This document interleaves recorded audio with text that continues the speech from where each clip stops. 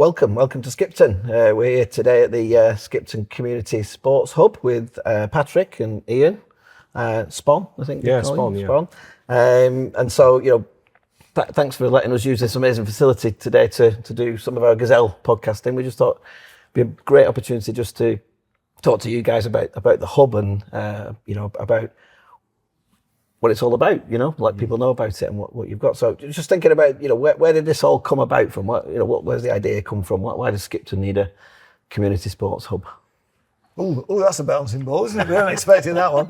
Why does it need one? Well, why did it come about? Well, it came about because, he's more of an originator than I am in this, so you can take over the floor in a minute, Spot Man. But it came out because the cricket club had a facility here which was kind of essentially falling down, and the football club had a shipping container full of gear and nowhere for anyone to have any kind of post-match social interaction, anything like that. So that was the genius of it. But beyond that, and once we started looking at it and thinking about what else was needed in Skipton or what else could be useful in Skipton, then we started looking at other things that our clubs were both affiliated to, so disabled sports and other charities that we support or involved with. And we thought, well, it would be good to have a space that they could use. Obviously, there's the football and cricket requirements, but a space that these other groups could use and have a wider integrated approach to supporting the community in general. So it started off as a clubhouse, but essentially got bigger and bigger and bigger. Is that what you say? That's fair, Yeah, that's very fair. Yeah. So my background is through football is that I didn't like it at all. I was played rugby union, rugby league. My son came along. He's 37 now, at the age of 9. We said, "Look, we'll back you with whatever you want to do." And he said, "I fancy having a go at football." And, really? And so I got involved through him, and then got roped. I was actually at work on the night shift, and I got a call saying I'd been elected secretary of the football club that I knew nothing about. And then I sort of grew with it, and then took my coaching badges and got heavily involved. And then a good few years ago, we relaunched. There used to be 2 football clubs in Skipton: Skipton Town over that side and Skipton LMS. It doesn't exist anymore. And a friend of mine, we relaunched Skipton Town's juniors with two teams, under 7s and under 8s. And so the club's grown to now, this season, we've got 28 teams. Wow. Which is amazing, really. Phenomenal. And a lot of those are girls' teams. And we've got 2 senior ladies' teams as well. So it's fantastic. But what got me making the transition from rugby to football was we'd always gone back to the clubhouse. At whatever age group we played. Yeah. And yes, we might have had the odd pint at marginally underage. But the club was a belonging. And football, to my knowledge, growing up with it, through Adam's involvement and then through my involvement because of him, we never had that. So I was desperate for something like this. Yeah. And the opportunity came on, like Patrick says. It was first mooted, I think it might be called something like Project 2020 Vision, going back pre-pandemic times, and obviously that wiped everything out, all the discussions there. But then the opportunity realistically came along to start doing this, and it's grown, and here we are. Mm. Wow, phenomenal. We at Gazelle, we're really chuffed to be part of this and sponsors of the hub. What role do sort of businesses like ours play in the success of what you do here? Well, it's vital that we get businesses and particularly local ones involved with us and come on this journey with us. The core funding was just about there to put the shell up, but then we knew that we had to reach out to be able to kit it out, to be able to do the services, whether it's a bar, whether it's insurance, whatever. We knew that we had to reach out to people. Yeah. So that partnership with people and businesses is vital to its ongoing success. We're still very much a start-up, but dealing with yourselves especially has just been terrific. Not only the professional services that you give, but I'll single you out. We get help from behind the bar and in the kitchen. Works behind the bar. Yeah, absolutely. Yeah, which is a godsend because we're volunteer led. Well, we're entirely volunteer run. So still needs to learn to pole part English. It's coming. But so that it is vital that we engage with businesses. Yeah, I'd echo that. So, but both from the football side, let's just because we're both on the side of the football side of the organisation. But I'm sure the cricket lads would say the same if they were here. We've got partnerships with a number of organisations, but in terms of building the hub and making it work and getting people in and just publicising it and just generally going that little extra mile. You have definitely done that. One or two others have done the same as well. So it's, there's a number of businesses that have done that. But, you're the only one that's helped behind the bar, particularly Stuart, and that's great. Learn the Guinness tricks, obviously. And you're definitely the only one that's joined the walking football group as well. So that's always good. Nearly scored last week. It's good to see. Nearly. Yeah. Must be them shoes you've got on. We'll show you that. Has he been injured yet? He's not been injured yet. No. We're working on that. Yeah. But no, it's been from our perspective. It's been a great partnership. I'm not the money man, right? So obviously you've satisfied our tight-fisted treasurer in that regard. It's not me either, by the way. And it's not you either. Yeah. We can tease him while he's not here.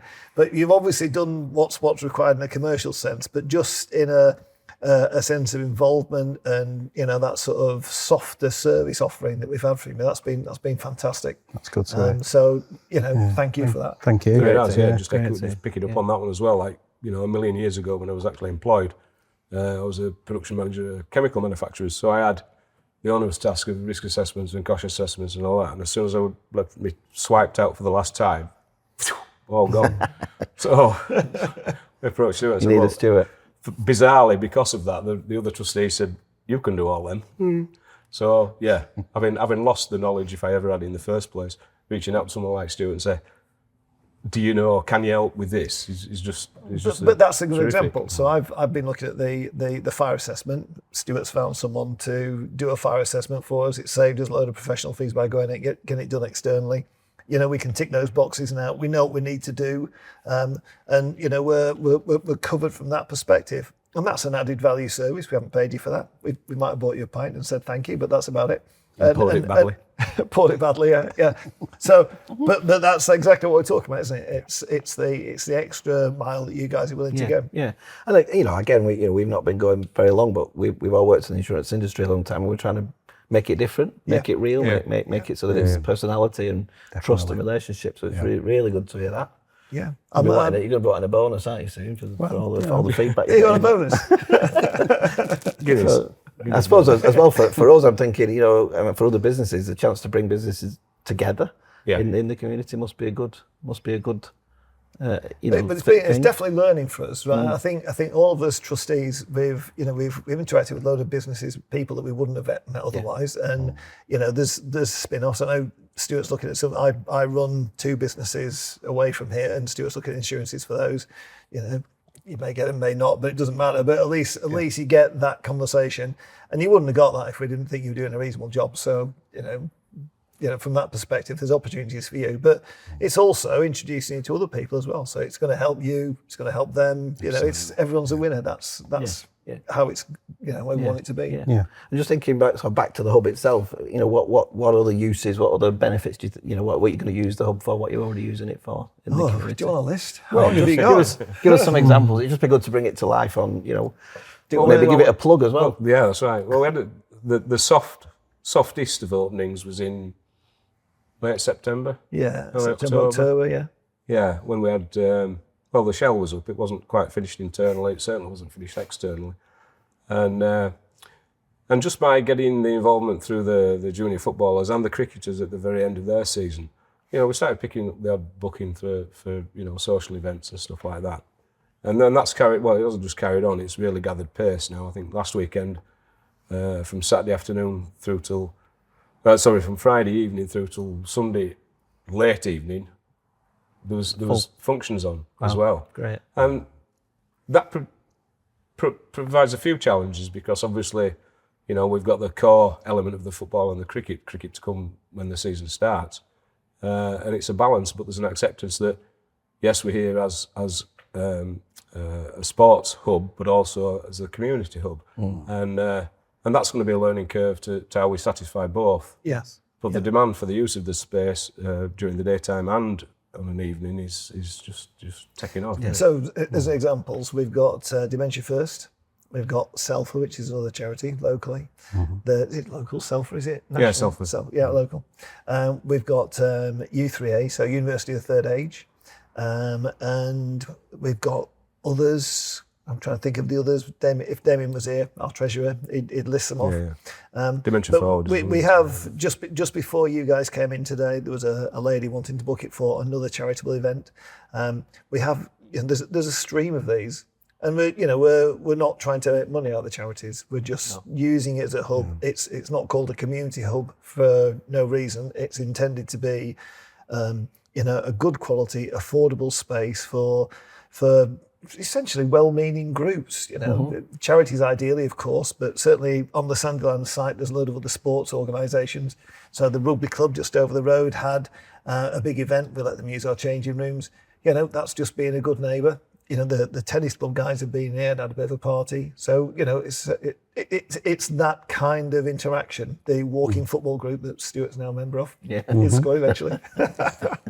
The walking football group have had a couple of dues in here. So it's promoting, sport, it's promoting good causes just around the region. And we're very proud to be a part of that. The cricket guys, I know feel the same. They've got the same value set that we have, which has made it all really very easy. From a sort of management point of view.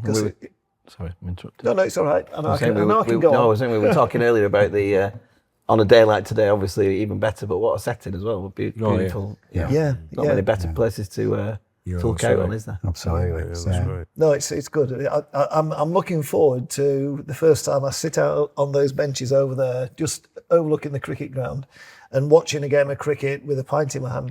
I'm not really a big cricket fan, but I can just think it's just going to be the perfect setting for that. Well, make sure you invite us. You're invited already. You're invited already. Absolutely. I will tell you that we do need some help lifting those benches off that pallet. we got Gary in the team over there. That's proper value added, chaps, later on. So with the number of youth teams here, obviously supporting the next generation is a massive part of what you do. Can you tell us a little bit about that? Well, Spon talked about setting up the club with two teams. My two sons were in, but I had one in each of those teams. And I joined the club at that point, effectively, and I was just stood on the sidelines and thought, well, I might as well do my badges, and I've been coaching here ever since. For me personally, it's been massively rewarding. It's not about winning football matches. It's about seeing a kid just growing confidence, just believe in himself a little bit more. I've got a kid in one. There's multiple examples about this, but there's a kid who came to our first session. He stood behind his dad, terrified, and then by the third session, he was sort of on the pitch, and now he's running up and down the wing, shouting at his mates to give him the bloody ball. So it's seeing someone develop like that, and to understand that actually, yes, they can make a difference, and they. And they can just grow, and they just grow before your eyes, and that's what it's all about for me. It's not. I know that we have got some coaches that want to win more than others, but the heart of the football club and the cricket club as well is definitely about participation. It's definitely about personal growth and just developing little people into responsible, resilient, big people. Yeah, that's right. Brilliant. I got on. Treasury is one role that I'm looking to sort of like get rid of from my portfolio of roles with the football club. But I've actually done this literally this morning, a refund of somebody, a parent of an under-6 player. Oh, right. Who paid twice inadvertently. Okay. And it's very key. So I had to message her because the bank details that I got through the coach were wrong. It wouldn't let me process the refund. So I got hold of her on Messenger this morning. And so she sent me the correct details and I managed to refund it. And I actually said, is Freddie enjoying his time? She's enjoying it. He says, from Sunday, he's asking me if it's Saturday yet, because he wants to play. He wants to play every day. So, and that's what it's about. Well, lots of times when parents have said to me, he's been up at sort of 6 a.m. in his kit, ready to go. And that's great. Yeah. And people often see the link, don't they, between this sort of, bringing people through, growing confidence, and then people joining the business world or getting their first job. And we see people coming in to our world where, perhaps if they'd had some of this.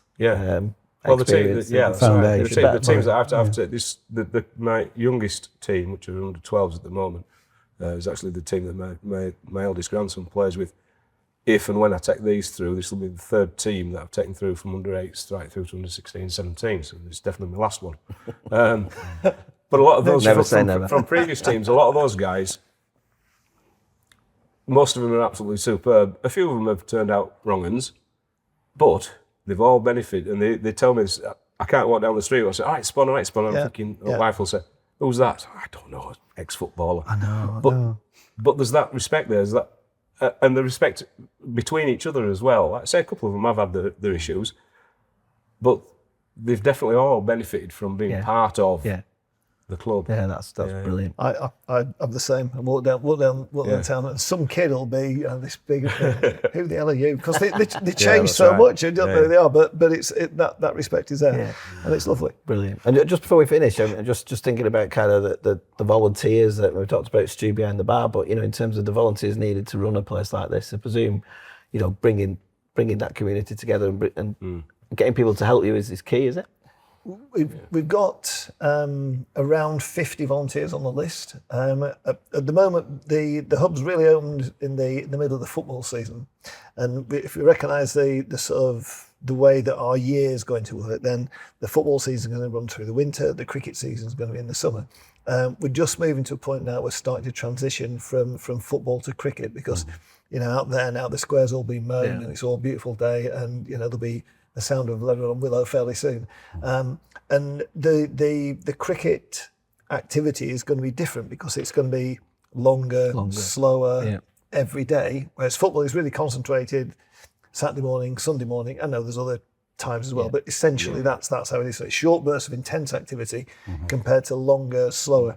So the volunteering model is going to be slightly more different for the cricket team, but they've got some plans in place. Just before we sat down here, I was editing some of the stuff that's going to go out to the cricket guys, asking for more volunteers. I don't think we've hit volunteer fatigue. One or two of us could do with we can do a shameless plug here if you want. We'll get it out. We'll get the word out. No, it's fine. I think huge credit to the two guys from the cricket club who are trustees, not here today, and to our absolute superstar, Catherine, who you know certainly, who's done a lot of the fundraising and admin and really supported the thing. So well done all those. So it is all voluntary, and we do all give our time for nothing, and we for me it's a bargain, right? It's just the most rewarding thing in my life, apart from maybe watching Miss an Open Goal. It sounds like you might be doing a few longer hours behind the bar as well, Stuart, in these cricket games. So. Oh, well, thank you. That really good to hear more about the hub, and obviously we're here to help and support, and we'll be part of it with you. Yeah, much appreciated. Good, great stuff. Great. Right, thank you. Cheers, guys.